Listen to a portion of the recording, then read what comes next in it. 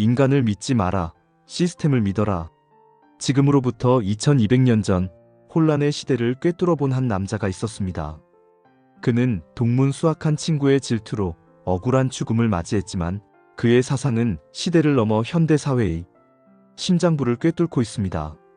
심지어 그를 죽음으로 내몬 진시황마저 그의 책을 읽고 이 사람을 만날 수만 있다면 죽어도 여한이 없겠다라고 탄식하게 만들었죠. 오늘 이야기의 주인공은 바로 냉철한 현실주의자이자 법과 사상의 완성자 한비자입니다. 안녕하세요. 오늘은 우리가 살고 있는 이 사회의 작동 원리를 기가 막히게 설명해주는 한비자에 대해 쉽고 재미있고 또 아주 자세하게 파헤쳐 보려고 합니다. 오늘 영상에서는요, 첫째, 말더듬이 왕자였던 한비자가 어떻게 최고의 사상가가 될 수 있었는지 그의 드라마 같은 삶을 따라가 보고요. 둘째, 그를 죽음으로 몰고 간 친구 이사와의 악연은 과연 무엇이었는지 한편의 막장 드라마 같은 이야기를 들려드릴 겁니다. 셋째, 한비자 사상의 핵심 키워드 3가지, 바로 법, 술, 세가 각각 무엇을 의미하는지 아주 구체적인 사례를 통해 머리에 쏙쏙 박히게 설명해 드릴게요. 마지막으로 그의 사상이 2200년이 지난 지금 우리의 직장 생활과 사회에 어떤 소름 돋는 통찰력을 주는지 함께 알아보겠습니다. 특히 오늘은 인간은 원래 이기적이다라는 그의 파격적인 전제에서부터 출발해 어떻게 하면 조직과 국가를 가장 효율적으로 다스릴 수 있는지에 대한 그의 구체적인 방법론까지 남김없이 알려드릴 테니 채널 고정해주세요. 그럼 지금 바로 시작하겠습니다. 하나, 말더듬이 왕자, 시대를 뛰어넘는 사상가가 되다. 한비자는 기원전 280년경 전국시대 말기 한나라에서 태어났습니다. 놀랍게도 그는 왕족, 즉 왕자였어요. 하지만 안타깝게도 선천적으로 말을 심하게 더듬었다고 합니다. 왕족들 사이에서 자신의 의견을 제대로 피력하기 어려웠던 그는 자연스럽게 말 대신 글로 자신의 생각을 표현하는 데 몰두하게 됩니다. 이것이 바로 그가 위대한 사상가로 성장하는 첫 번째 발판이 되었죠. 그는 더 큰 학문을 배우기 위해 당시 최고의 석학이었던 순자의 문화로 들어갑니다. 순자는 인간의 본성은 악하지만 교육을 통해 선해질 수 있다 성악설을 주장한 인물로 유명하죠. 한비자는 스승의 이 성악설을 아주 깊이 있게 받아들입니다. 하지만 그는 스승과는 조금 다른 길을 걷게 되죠. 스승님, 예의나 도덕 교육만으로 과연 혼란한 세상을 바로잡을 수 있을까요? 인간의 이기적인 본성은 그렇게 쉽게 바뀌지 않는 것 같습니다. 한비자는 인간의 본성을 선하게 바꿀 수 있다는 스승의 생각에 동의하지 않았습니다. 대신 인간의 이기적인 본성은 그대로 인정한 채 그것을 역이용해서 국가를 부강하게 만들 강력한 시스템이 필요하다고 생각했어요. 이것이 바로 한비자 사상의 핵심적인 출발점입니다. 그는 고국인 한나라로 돌아와 왕에게 여러 차례 부국 강병의 계책을 담은 글을 올렸지만 안타깝게도 그의 의견은 채택되지 않았습니다. 당시 한나라는 7개의 국가 중 가장 약소국이었고 귀족들의 세력이 너무 강해서 왕권이 약했거든요. 그의 혁신적인 주장은 기득권 세력에게는 위협적으로 들렸을 뿐입니다. 결국 그는 정치의 중심에서 밀려나 오로지 글을 쓰는 데만 몰두하며 자신의 사상을 체계적으로 정리하기 시작합니다. 그리고 바로 이 시기에 그의 인생을 바꿀 불후의 명작 한비자가 탄생하게 됩니다. 둘, 친구의 배신, 비극으로 끝난 천재의 삶. 한비자가 쓴 글들은 아름아름 퍼져나가 마침내 이웃나라인 진나라에까지 전해집니다. 당시 진나라의 왕은 훗날 중국을 최초로 통일하는 진시황이었어요.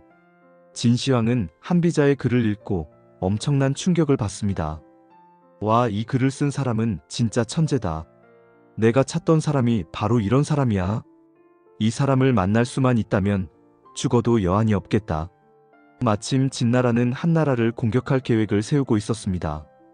다급해진 한나라 왕은 진시황이 한비자를 높이 평가한다는 사실을 알고 그를 진나라의 사신으로 보내게 됩니다. 드디어 한비자는 자신의 능력을 알아봐주는 군주를 만날 기회를 얻게 된 것이죠. 하지만 그의 앞길에는 아주 커다란 장애물이 있었습니다. 바로 진나라의 승상 이사였습니다. 이사는 놀랍게도 한비자와 함께 순자 밑에서 공부했던 동문이었어요. 그는 한비자의 뛰어난 재능을 누구보다 잘 알고 있었습니다. 그리고 동시에 그 재능을 미치도록 질투했죠.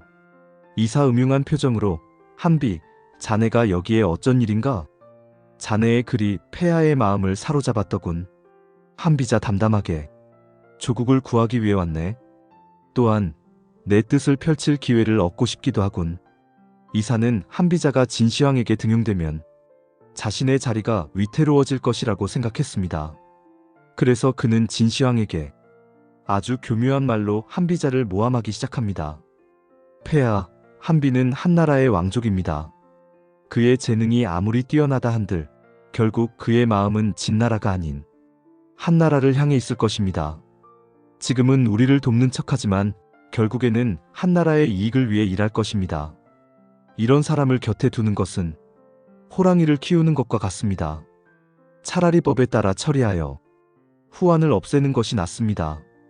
결국 진시황은 이사의 말에 넘어가 한비자를 옥에 가두라는 명령을 내립니다.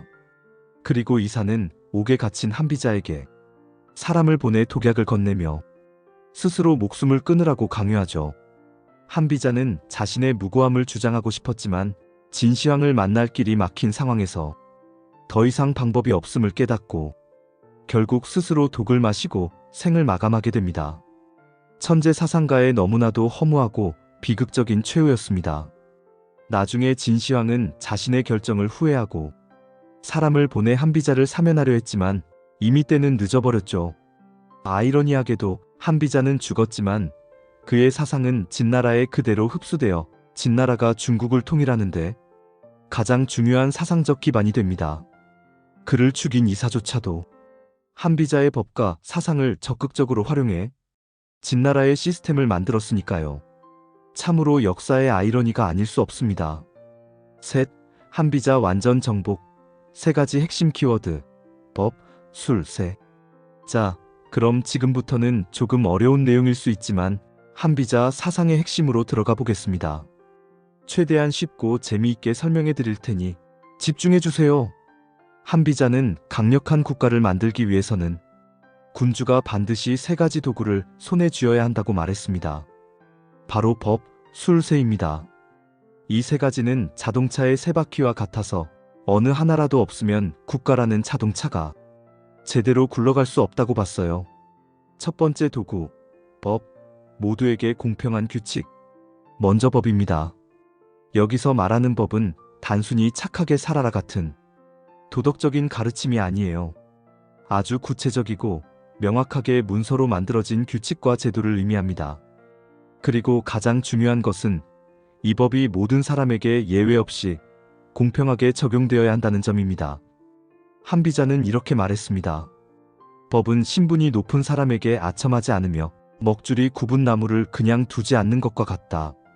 즉, 왕의 친척이라고 봐주고 가난한 백성이라고 더 엄하게 처벌해서는 안 된다는 겁니다. 예를 들어볼까요? 회사에 오전 9시까지 출근한다는 규칙. 즉 법이 있다고 해봅시다.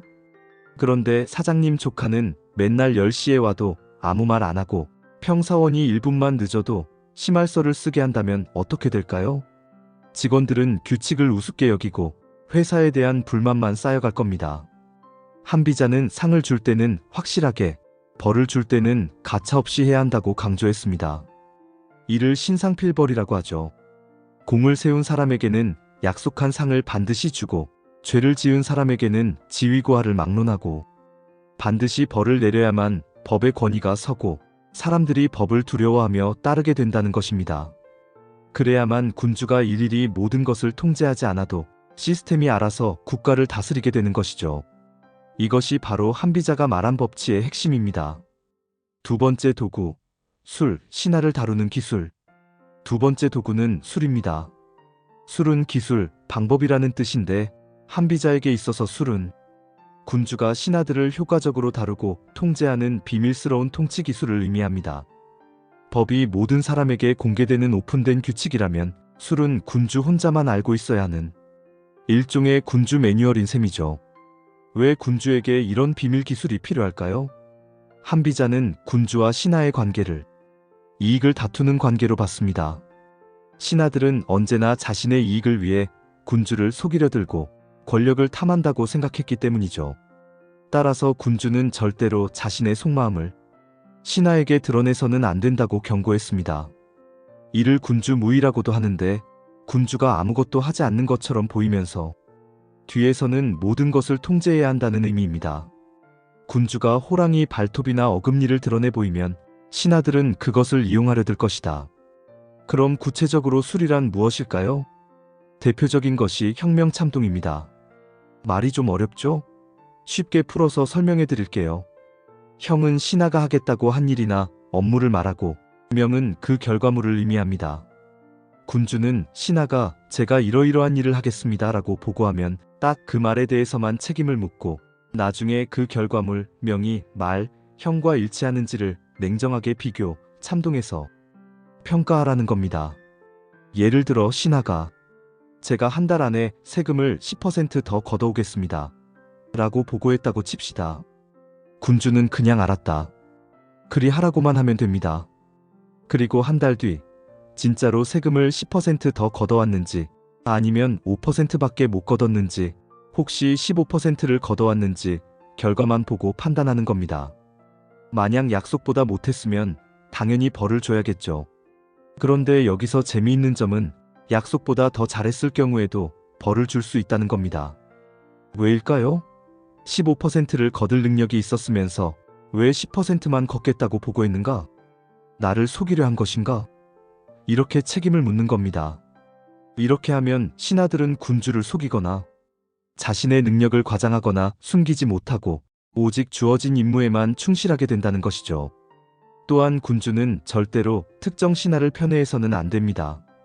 신하들끼리 서로 견제하고 감시하게 만들어야 군주의 권력이 더욱 강해진다고 봤습니다. 이것이 바로 한비자가 말하는 술치입니다. 좀 무섭고 냉정하게 들리시나요? 세 번째 도구, 새 누구도 거스를 수 없는 권위. 마지막 세 번째 도구는 바로 새입니다. 새는 권세, 힘, 지위를 의미합니다. 한비자는 군주가 아무리 똑똑하고 능력이 뛰어나도 그 자리가 주는 권위와 힘, 즉 새가 없으면 아무 소용이 없다고 봤습니다. 아무리 현명한 사람이라도 평범한 백성의 자리에 있으면 수천 명의 사람을 다스릴 수 없지만 평범한 군주라도 왕이라는 자리에 앉아 있으면 나라 전체를 다스릴 수 있다는 겁니다. 이는 군주 개인의 능력이 뛰어나서가 아니라 왕이라는 자리가 가진 새 때문이라는 거죠. 한비자는 용에 비유해서 설명합니다. 용이 구름을 타고 날아다닐 수 있는 것은 구름이라는 새를 얻었기 때문이다. 만약 용이 구름을 잃고 땅에 떨어지면 지렁이나 개미와 다를 바 없이 미물들에게 잡아먹히고 말 것이다. 따라서 군주에게 가장 중요한 임무는 이 새, 즉 권력을 절대로 다른 사람에게 넘겨주어서는 안 된다는 것입니다. 특히 상을 주고 벌을 주는 권한, 즉 생사여탈권은 군주가 직접 틀어지고 있어야 한다고 강조했습니다. 만약 이 권한을 신하에게 넘겨주는 순간 모든 권력은 그 신하에게로 쏠리게 되고 군주는 허수아비로 전락하게 된다는 무서운 경고를 했죠. 이것이 바로 새치입니다. 정리해볼까요? 법은 나라를 다스리는 공개적인 시스템, 술은 군주가 신하를 다스리는 비밀스러운 기술, 새는 군주의 자리가 주는 절대적인 권력과 권위입니다. 한비자는 이 세 가지가 완벽하게 조화를 이룰 때 비로소 국가가 부강해지고 군주의 자리가 안전해질 수 있다고 주장했습니다. 넷, 한비자는 어떻게 현대사회를 꿰뚫어 봤을까? 에이, 너무 삭막하고 비인간적인 거 아니야? 2000년도 더 된 옛날 이야기일 뿐이지. 이렇게 생각하실 수도 있습니다. 하지만 놀랍게도 한비자의 사상은 현대사회의 작동 원리를 소름 돋을 정도로 정확하게 설명하고 있습니다. 우리가 다니는 회사를 한번 생각해 볼까요? 회사의 사규나 인사곡과 시스템은 한비자가 말한 법에 해당합니다. 모든 직원에게 공평하게 적용되어야 할 규칙이죠. CEO나 임원들이 부하 직원들의 성과를 평가하고 부서 간의 실적을 비교하며 때로는 구조조정을 단행하는 것은 술의 현대적인 모습이라고 할 수 있습니다. 그리고 CEO라는 직책이 가진 막강한 권한, 즉 결재권과 인사권은 바로 세에 해당하죠. 한비자는 군주는 신하를 믿어서는 안 되며 오직 법과 술, 세를 통해서만 다스려야 한다고 했습니다. 이를 현대적으로 바꾸면 사장은 직원을 믿지 말고 오직 시스템과 성과, 평가, 그리고 자신의 권한으로 회사를 경영해야 한다는 말이 될 수 있습니다. 많은 CEO들이 실제로 그렇게 하고 있죠. 또한 한비자는 작은 이익에 연연하면 큰 이익을 잃는다고 경고했습니다. 당장의 인정이나 사적인 관계에 얽매여서 원칙과 법을 무너뜨리면 결국 조직 전체가 와해된다는 뜻입니다. 공과 사를 구분하고 원칙에 따라 냉정하게 판단해야 한다는 그의 주장은 오늘날 리더들에게도 여전히 유효한 가르침을 줍니다. 물론 한비자의 사상은 지나치게 인간을 불신하고 효율성과 통제만을 강조한다는 비판을 받기도 합니다. 인간 사이의 신뢰나 사랑, 배려 같은 가치를 무시하고 오직 이익과 계산만으로 세상을 바라본다는 한계가 분명히 존재하죠. 하지만 그럼에도 불구하고 우리가 한비자를 계속해서 읽고 공부해야 하는 이유는 그가 인간과 사회의 어두운 본질, 즉 권력을 향한 욕망과 이기심을 너무나도 적나라하게 파헤쳤기 때문입니다. 그의 사상을 맹목적으로 따를 필요는 없지만 그가 제시한 냉철한 현실 인식을 통해 우리는 조직과 사회의 이면을 꿰뚫어보는 날카로운 통찰력을 얻을 수 있습니다. 사람을 믿지 마라, 상황을 믿어라.